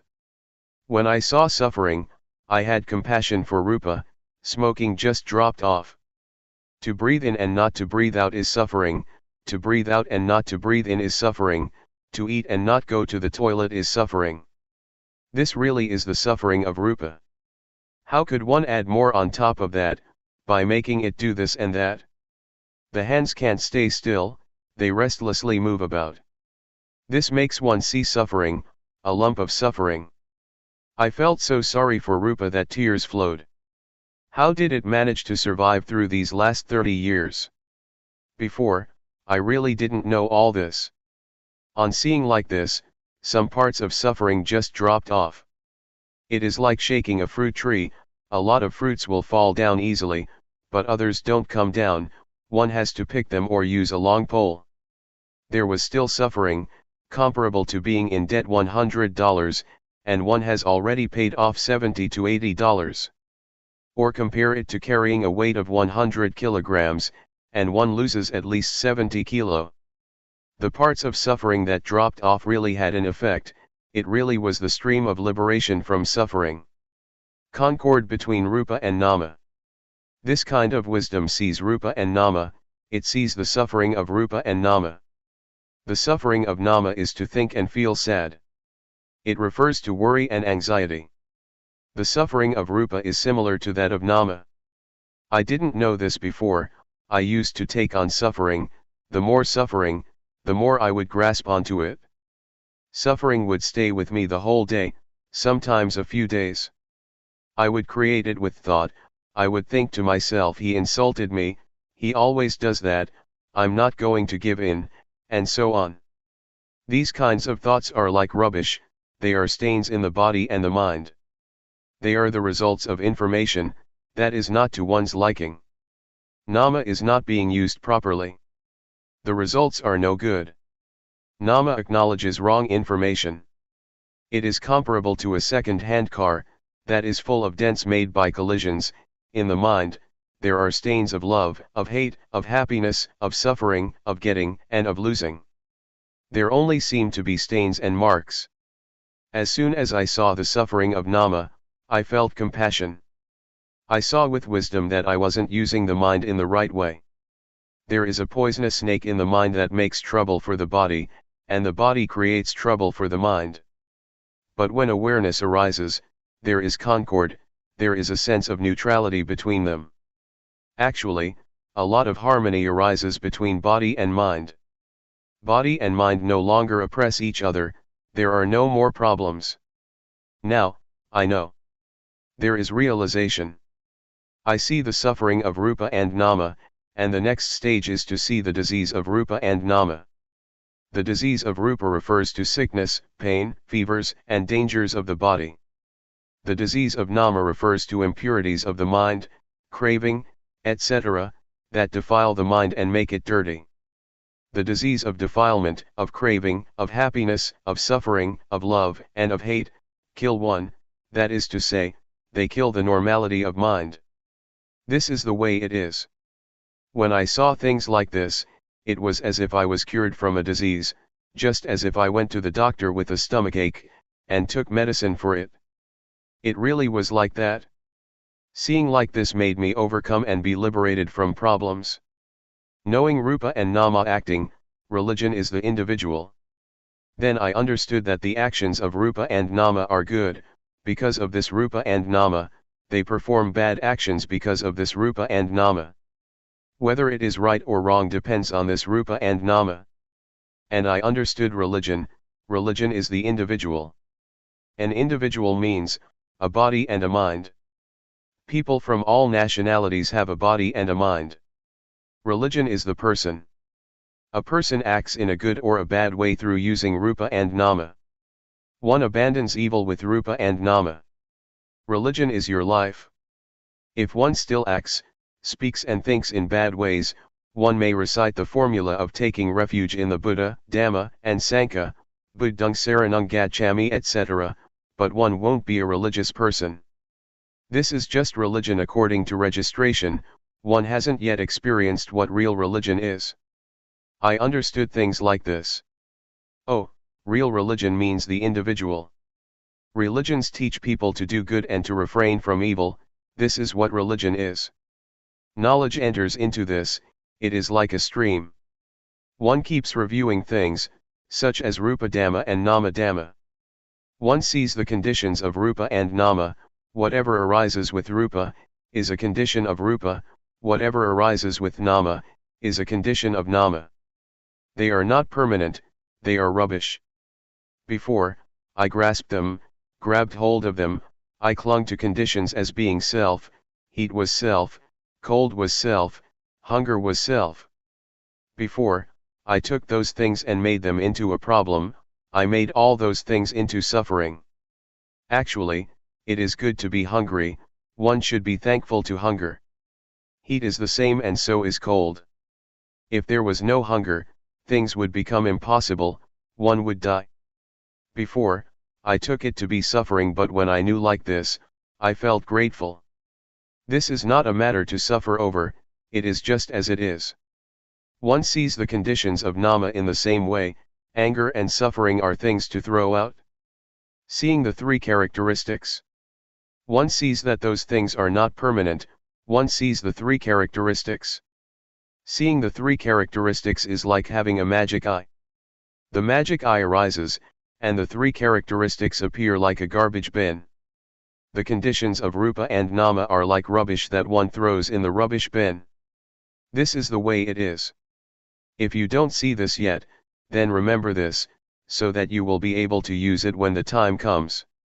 When there is anger, then regard anger as impermanent, likewise with suffering, suffering in the mind is not permanent. Throw them in the rubbish bin. Deposit them with the three characteristics, hand them over to the three characteristics. Before, there was lots of rubbish all over the place, it was the result of the past, it was second-hand stuff. When one throws these things away, it becomes cleaned up. On seeing what religion is, it is like being liberated from this mess. All this accumulated stuff gradually drops off. This is really the way it is. One sees that religion is the individual, and one sees that the three characteristics are not just concepts in a book, one sees them in the body and the mind. The three characteristics are not mere words, one can't explain them. The words to see, point to actually seeing things that really exist. On seeing, one is liberated, it is similar to having a shower, one becomes really clean and pure. How do you feel when you haven't had a shower yet? It feels sticky and messy, doesn't it? But when we've had a shower, dry ourselves and we put on new, clean clothes, we feel clean, light, and pure, we experience what it is like to be clean. This is what it's like. Convention, conventional norms. Let me entrust the Dhamma to my friends, really practice and purify yourself. Keep seeing, keep watching. I don't mean watching with the eyes. Keep practicing with the movements of the body. We do walking meditation and the rhythmic meditation. We keep knowing, we keep watching. We have to practice with the body and the mind in order to see religion. We continuously watch and we will see, things will reveal themselves. It is as if a door opens for us and we can see. One sees convention, conventional norms. There is both physical and mental convention. Material things, fields, wife, husband, and children and so on, are material objects, solid things. This kind of convention, we might call, true according to convention. Mental convention is thought that gives value to things, as good, not good, likable, not likable, etc. We assume things, to be like this or that, and we take convention too serious. The world is full of convention. We live in convention. Our whole life is convention. Fame and titles, material objects, possessions, houses, and whatever it may be, it is convention. We assume this and feel brave, we assume that and we are afraid, we even get angry because of convention. It is a big mess. There is so much of this convention. Objective matter, ultimate meaning, and changing conditions. There is what can be called objective matter, ultimate meaning, paramatha, and changing conditions. In and outside of oneself. Trees, mountains, the earth, the sky, and the weather, are examples of the external. We create them through convention. Originally, they are just nature, and then we go and assume them to be this and that. Internally, there are suppositions of flesh, skin, hair, and so on. The eye, ear, nose, tongue, body, mind, and their interactions with form, sound, smell, taste, etc., are a kind of objective matter. Both internally and externally, there is objective matter, ultimate meaning, and changing conditions. Many of them are connected with living beings and their lives, the world is full of them. This is what one realizes and comes to know, one understands and sees convention. Before, I depended on thought to create magical verses, to create what is good, what is wrong, and I even created merit by using thought.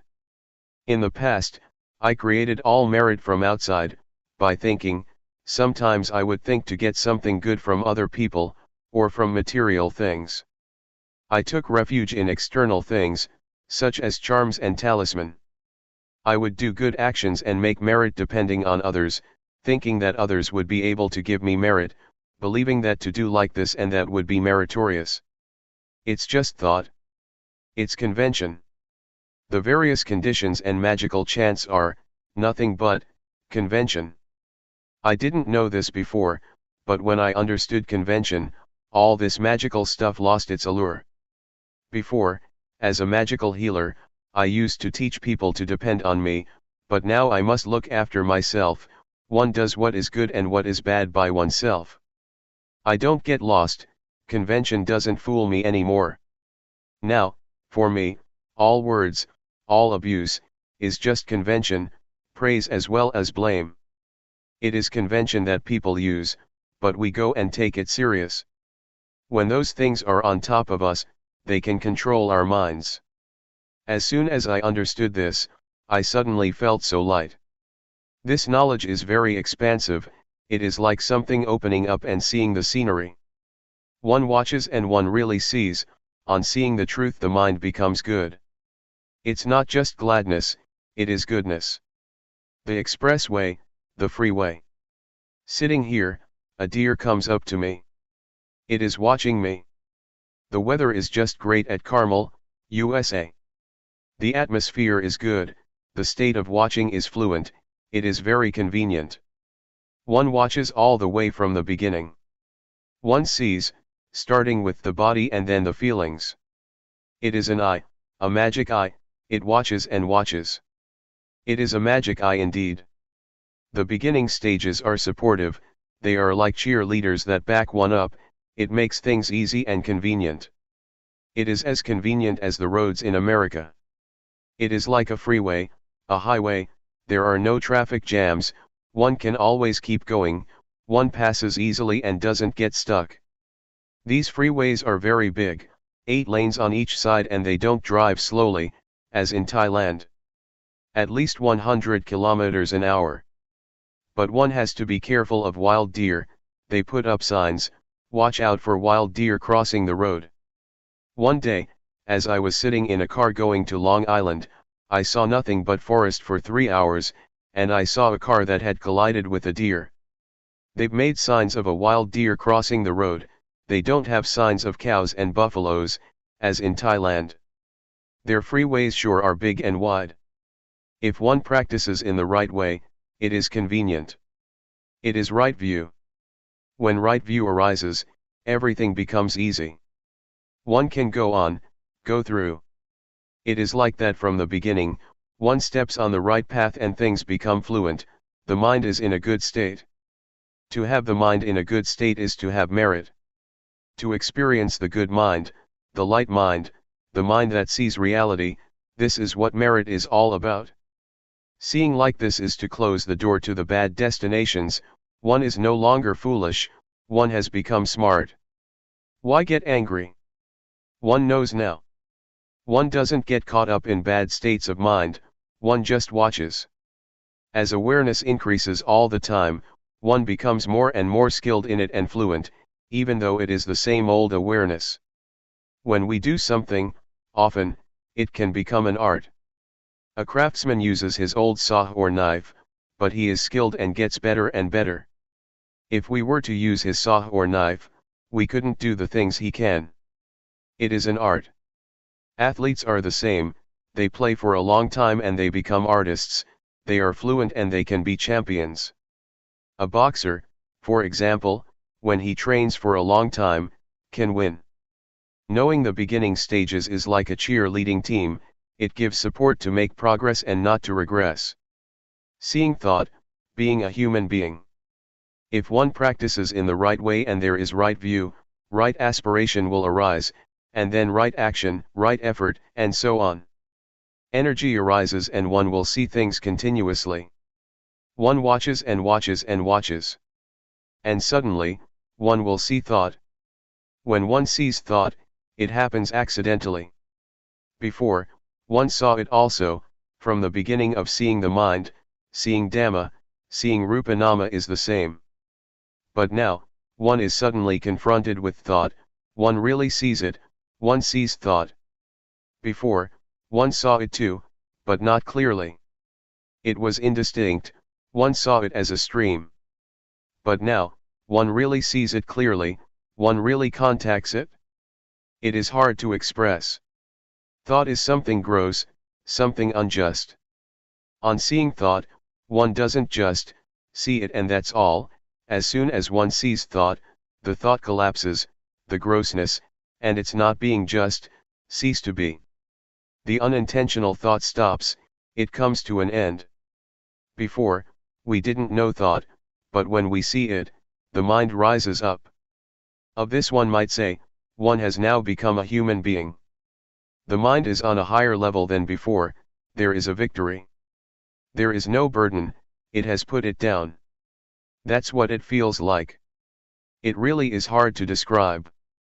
I'm now talking about it too fast. Before one has such an experience, it takes quite a while, many days or many months. One knows incessantly and the mind progressively rises higher. One could talk in terms of the mind rising up, or in terms of the mind being purified, being cleaned. When one sees thought, one realizes that one is now a human being. Being a human being is this, it is this state. One sees and understands what angels are, they are not anywhere out there. To be an angel is to have a sense of shame of wrongdoing, one can under no circumstances, do, speak, or think evil things. The body, as well as speech and the mind are clean.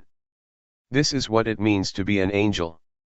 To have a sense of shame to do what is bad, is something that others cannot see. But one sees it oneself. Before, the mind could think whatever it liked, all sorts of crazy and wrong thoughts. But on seeing like this, it is as if there is virtue. One sees what angels are. I used to think that they lived in the sky, and sometimes I called for them to come and help me. Well, these days, angels are supporting me. They praise me. The door to the realm of the hungry ghosts, hell beings, thick-headed demons, and the animal realm has been closed for sure. I can guarantee that I won't get reborn in any of those realms. Now, the mind is as high as the mind of an angel, a Brahma god or a divine being. Oh, a human being is like this. The Buddha said that to be born as a human being is a great gain, it is an excellent thing. Integrated virtue, knowing the path to follow. One can stand on one's own feet at this point. There is virtue now. Once there is virtue, one knows. It is the training in virtue. It is integrated virtue, the kind of virtue that goes in the direction of the paths and fruits of practice. One may as well say that there is virtue, firmness of mind and wisdom. Virtue helps, gives more energy, the power of virtue, firmness of mind and wisdom help even more. One sees and understands the path. Watching all the way through, this state of watching and seeing, and when seeing, not being caught up, this is the path. One sees and understands this, one gets a foundation here. When one knows the basic stage of Rupa Nama, one falls in the well of knowledge and joy and analytical knowledge arise, which are defilements due to insight. One sees Rupa Nama, then the three characteristics, convention, and one falls in the well of knowledge, there is so much reflection in the mind.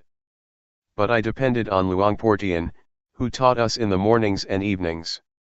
He said, watch well, when you see suffering, don't be the one who suffers, when there is happiness, don't be the one who is happy, when peace arises, don't be the one who is peaceful. Know and see these things, don't get caught up in them. I got a good foundation from the beginning, it supported me. It's like a young student that goes to a good school, he or she gets support and is able to learn well. I saw the path, it has been the path all along. This path aided me to go to higher levels, comparable to studying at a high school and then at a university. Sometimes my fellow practitioners at that time said that, they knew Rupa Nama, but from their actions, behavior, and speech, one could see that it wasn't so. They still quarreled, they still did things without awareness, their minds still concocted things up, and they acted without clarity. This indicated that they didn't know yet. When one reaches this point, of seeing Rupa Nama, how could one think or do like that? Just thinking is already something defiled, and to then speak or act so that one is a burden and quarrels arise, would be impossible. When there is a high level of practice, not just using reasoning and memory, then one sees the path. It is the whole of the practice. One becomes experienced at seeing Rupa Nama, just like the craftsman using his old saw or knife to become an artist. When one is fluent, this is the path, it is the whole of the practice. It is purity, that is to say the state of watching and seeing, and on seeing not being caught up. This is purity, it is the highest virtue, the highest firmness of mind and the highest wisdom. The aggregates of sila, samadhi, and jnana are close together, so much so that there is nothing that is soiled. One feels clean, like someone who has put on clean clothes. One won't let anything soil one's clean clothes. Stains will be seen clearly because one's clothes are clean, and so dirt and dust can't remain, it will be brushed off immediately. The diamond of the Dhamma, being a noble one. To look inward is a diamond, it really is a diamond. It is the diamond of the Dhamma. I rarely talk about this. Wherever I go, I talk about being the watcher, watching and seeing, and on seeing not to be. This is the direct way to destroy identification with conditions. This is the diamond that melts down or drills a hole in the fetters. How can the ego remain? Self-view is about the ego, and so is attachment to precepts and practices, the first two of the fetters. The state of watching and seeing, and having seen not being, is very swift. If you don't have any knowledge, then know this matter first and practice with it, it is a shortcut. The way I see it is that, this is putting one on the right track. Just catch on to this. Don't be foolish and get lost, see. And on seeing, don't go and get caught up with what you see. Just pass by, keep passing things. This is the freeway. This is the path. It is the most convenient for practicing, one doesn't waste time, doesn't get stuck or hooked. Don't sit with closed eyes, that's crazy. See what's there. Happiness and peace, for example, see it and pass on. Those fetters are unable to stay. The first three fetters just fall apart. And one really becomes a noble individual. This is the exalted mind, the good mind. At this point, one can know for sure, without a shadow of a doubt, that one is a noble one. Being a noble one happens at this point. The door of the good Dhamma is right here. The state of watching, seeing, and not being is the door to the truth. The noble Sankhya arises at this point. This is not being a noble one through convention, it is more than just reciting the words of the ordination procedure, that is convention. Being a monk is real in the conventional sense, but being a noble one arises at this point. The point of destroying the fetters and the ego. This realization is for the extinguishing of suffering, or the taming of defilement, it brings about coolness, one doesn't cause any trouble or danger, neither for oneself nor for others. Impurities are melted down and digested. There is no more me and mine. This is due to the power of the knowledge from the beginning stages upwards, seeing the three characteristics, convention and suffering. That knowledge is a powerful support to make progress in a dignified and bold manner. Whether it is the 3, 5, or 10 fetters, they all fall apart. There is an enormous energy that causes one to penetrate through. It is the aggregate of sila, samadhi, and jnana, it is supreme virtue, supreme firmness of mind and supreme wisdom. It is complete purity, the body doesn't do anything bad, speech doesn't say anything bad, and the mind doesn't think anything bad. It is purity, it is the whole of the Buddhist way of life. Knowing jhana and jnana. The cankers of sensuality, being and not knowing, which are part of one's character, drop off, as well as defilements such as foolishness, anger, desire, delusion, and belief in all sorts of rites and rituals. They drop off by themselves, one doesn't do anything with them. It is comparable to shaking a tree that has fruits in it, the fruits come down by themselves. But some fruits, one has to pick oneself or get them down with a long pole. This state is like the simile that Luangpor Teean gave of the leech. A leech is sucking our blood, if we pull it off, it will come off, but with difficulty, one side of it comes loose but the other side is stuck. But there is a method for this, when we mix some kerosene with tobacco and squeeze it onto the leech, it will drop off by itself. In the same way, there is a method to let defilements such as the latent tendencies, the three cankers or whatever name they may have, drop off. It is not difficult. It happens in a finger snap. Just like a leech. It's like some custard apples that shrivel up and become black, up in the tree. In the same way, one knows and sees sensual desire, desire for forms and desire for what is formless. One understands the jhana, the first, second, third, fourth, and fifth. Each jhana has a certain number of factors, 4, 3, or 2. This is the level of refinement, the level of purity, of not being stuck. Until one is not stuck or attached at all, it is zero. Zero means that there is no value.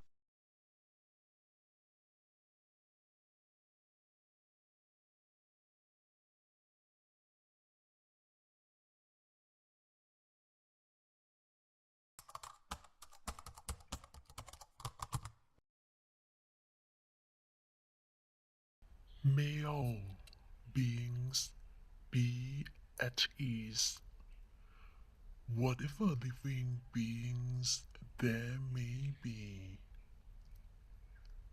whether they are weak or strong, omitting none,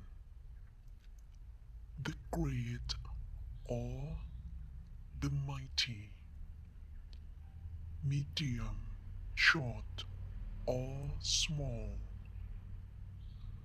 the seen and the unseen, those living near and far away, those born and to be born.